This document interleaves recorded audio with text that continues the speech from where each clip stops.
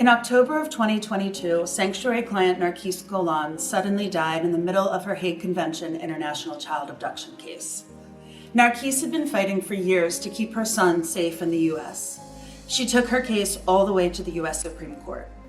The High Court remanded the case, and it was during that remand phase that Narkis passed. Narkis's younger sister, Maureen Golan, stepped in to take over her sister's fight. It was then that Betsy Hellmann and her incredible team at Skadden stepped in to represent Maureen.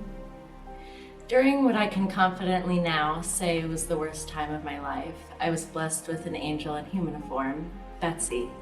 When I first met Betsy, I was in full panic mode, so she wasn't exactly just taking on the role of a lawyer on this massively complicated case.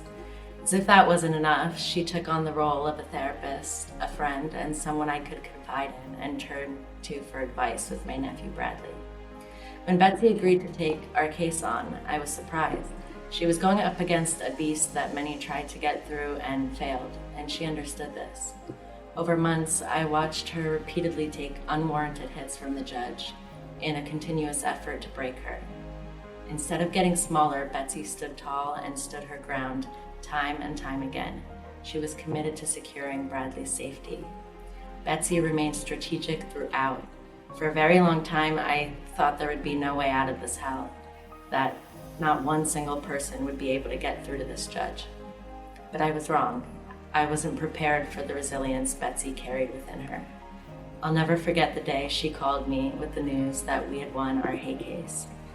I couldn't even form words, but what I wanted to say to her was this: you saved my nephew's life. You saved me, and you gave purpose to an incredibly painful and tragic loss. How can we ever find the words to convey that we owe you our lives? There's many lawyers out there, but there will only ever be one Betsy. Thank you, Betsy, Yunyi, Joseph, Matthew, Spurthi, Sonia, and Skadden for going above and beyond in your representation and helping achieve my sister's dream of keeping Bradley safe in the U.S. The work that Sanctuary for Families does is critical and unparalleled.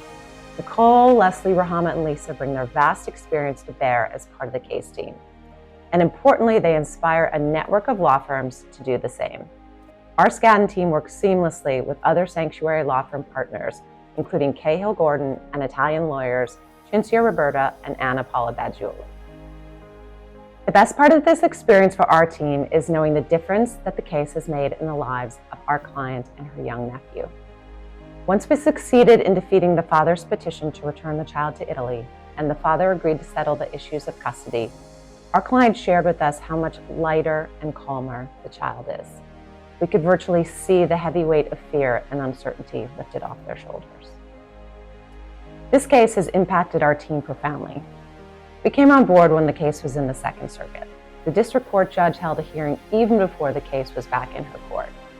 I recall describing that hearing to our client in the following terms: do you watch Stranger Things? Because that hearing was like entering the upside down.